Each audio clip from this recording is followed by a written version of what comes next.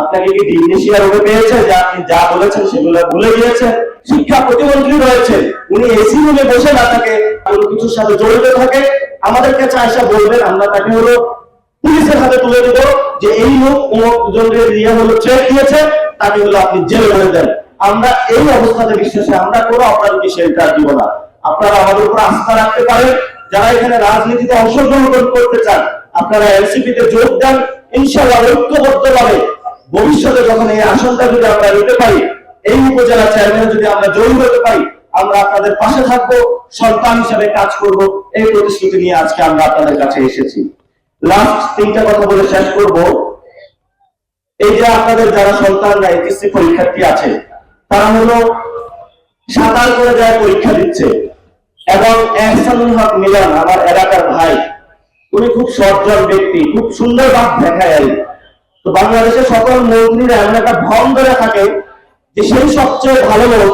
আপনি যদি ভালো লোক হন, আপনার একটা সন্তান সাঁতার কেটে পরীক্ষা দিতে যাচ্ছে, এইচএসসি পরীক্ষার্থী, এবং তার সাথে যে মা আছে বাবা আছে, এটুকু হাঁটু পরিমাণ রাস্তায় পানি সে গিয়ে গর্তের মধ্যে পড়তেছে, আপনার চোখে লজ্জা শরম নাই যে আপনি এই ব্যবস্থাটা দেখতে পান না?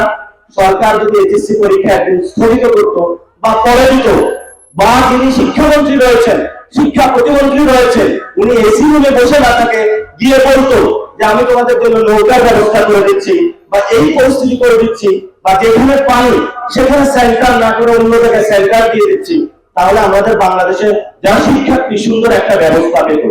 কিন্তু এই ব্যবস্থা না করে প্রধানমন্ত্রী যারা বন্যায় গরু ডুবে যাচ্ছে, মানুষ মারা যাচ্ছে, সেখানে না করে গেলেন বরিশালে। সেখানে এর আগের দিন হলো উনি ঢাকা মেডিকেলে গেলেন, প্রিয় জুবাইদা রহমানের সাথে সেলফি করলেন। ওনাদের বিয়ের আগে শুনছি মানুষ প্ল্যান করে, প্রধানমন্ত্রীর আলহামদুলিল্লাহ বিয়ের পরে যে সুন্দর প্ল্যান, বাংলাদেশের মানুষ শুধু প্ল্যানে দেখতে পাচ্ছে, এই বাংলাদেশে কোনো পরিবর্তন দেখতে পায় না। আপনি প্ল্যান করলে তাই বলতে পারেন আপনাকে আমরা ভোট দিয়েছি, আপনি প্রধানমন্ত্রী হয়েছেন বাংলাদেশের মানুষের সবটা বাস্তবায়ন করার জন্য, বিচার করার জন্য, আওয়ামী লীগের গুন্ডা সন্ত্রাসীদেরকে সাহায্য করার জন্য, যারা বন্যাগত দুর্গত এলাকায় আপনাকে যাওয়ার জন্য, আপনাকে লাল বাসে ঘুরে ঘুরে প্ল্যান করার জন্য মানুষ প্রধানমন্ত্রী বানায় নাই। এখন অনেকেই বলে যে এই কথাগুলো বলা যাবে না, এই কথাগুলো বলে কি আমাদেরকে মেরে ফেলবে?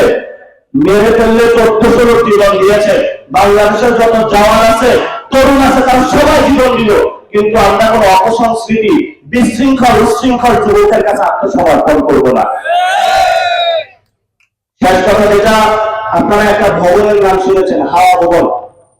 এখানে বেগম খালেদা জিয়ার আমলে গিয়াসউদ্দিন আল মামুন, সিলভার মামুন বলে, এই ভবনে গিয়ে তারা টাকা বানাইতো, কোথায় কাকে তুলে নিয়ে আসবে, কোন ব্যবসায়ীকে দখল দিবে। এই হাওয়া ভবনটা হলো গিয়ে লন্ডনে বসেছে। এই হাওয়া ভবনের যারা গ্যাং, উচ্ছৃঙ্খল যারা যুবক, তারা এখন বাংলাদেশে এসে ক্ষমতায় বসেছে। এই উচ্ছৃঙ্খল যুবকদের হাতে বাংলাদেশ সঠিক আমরা নিরাপদ মনে করি না। আমাদের স্বাস্থ্য শিক্ষা ব্যবস্থা যদি ঠিক করতে হয়, তাহলে এই শৃঙ্খল যুবকদের থেকে বাংলাদেশকে মুক্তি দিতে হবে।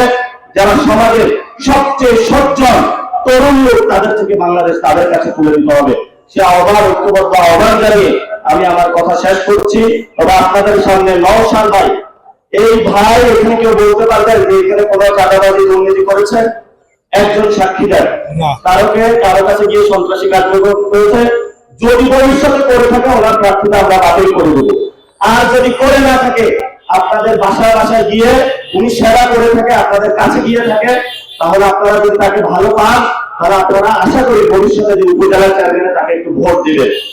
যদি আপনারা আরো কোনো ভালো প্রার্থী পান, তাহলে তাকে নিয়ে আসবেন। এই নওশাদ ভাই বলবে যে আমার ছেলে এই লোকটা ভালো, আমি তাকে প্রার্থীতা দিয়ে দিলাম, আপনারা নিয়ে আসবেন, আমাদের কোনো সমস্যা নেই। আমরা ভালো মানুষদের প্রার্থীতা করতে চাই। লোকাল গভর্নমেন্ট ইলেকশন আসতেছে, সেখানে উপজেলা চেয়ারম্যান, মেম্বার, এটা কোনো দলীয় প্রতীক নাই। যারা সমাজের ভালো মানুষ, তাদেরকে আপনারা দাঁড় করিয়ে দিবেন। উচ্ছৃঙ্খল যুবক, গুন্ডা, বাটপার, সন্ত্রাসীদের কাছে আপনারা দেওয়া যাবে না। এই সরকারের ডিমনেশিয়া রোগ বুঝেন, এই সরকারকে ডিমনেশিয়া রোগে পেয়েছে। ডিমনেশিয়া রোগের স্মৃতি ভ্রম হওয়া, ভুলে যায়। সেই নির্বাচনের আগে বলেছে যে 75% মানুষ গণভোটে হার দিয়েছে, সে বলেছে আমাকে গণভোটে হার আর আমি সংস্কার করবো। কিন্তু ইলেকশনের পরে তাকে জিজ্ঞেস করা হয় যে ভাই আপনি সংস্কার করবেন কবে? আমি কবে বলেছি? এই বিষয়ে তো আমি কোনো কথাই বলি নাই। তার হলো ডিমনেশিয়া রোগী পেয়েছে। ডিমনেশিয়া যাদের রোগে পায় তার একদিন আগে কি হয়েছে পরের দিন ভুলে যায়। এই জন্য তার কনফারেন্স যিনি আছেন, তার মন্ত্রীবর্গ যারা আছেন, আমরা তার উদ্দেশ্যে বলতে চাই, আপনাকে কি ডিমনেশিয়া রোগে পেয়েছে যে আপনি যা বলেছেন সেগুলো ভুলে গিয়েছেন? যদি আপনি সেই রোগে না পেয়ে থাকে তাহলে আপনি হলো ভুলার ভং করেছে, এই ভং থেকে বের হয়ে আসতে হবে। বাংলাদেশকে সঠিক নেতৃত্ব দিতে হবে, সেলফিবাজি বন্ধ করতে হবে। আপনাকে আমরা বলছি দ্রুত প্রধানমন্ত্রী হিসেবে চট্টগ্রামের মানুষের কাছে যান। সেখানে মানুষের কাছে জিয়াউর রহমান যেভাবে ঠাঁই পালন করেছিল মানুষের কাছে দাঁড়িয়ে, জিয়াউর রহমানের সন্তান যদি আপনি হয়ে থাকেন, চট্টগ্রামবাসীর মানুষের পাশে দাঁড়ান, তাদের সেবায় নিজেকে অটুট রাখুন। বাংলাদেশের মানুষও আপনাকে এক জায়গায় তুলে দেবে।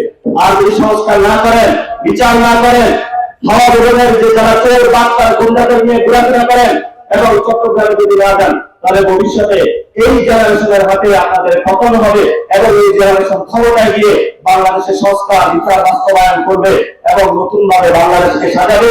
সেই সাজানোর আহ্বান জানিয়ে আমি আমার বক্তব্য শেষ করছি।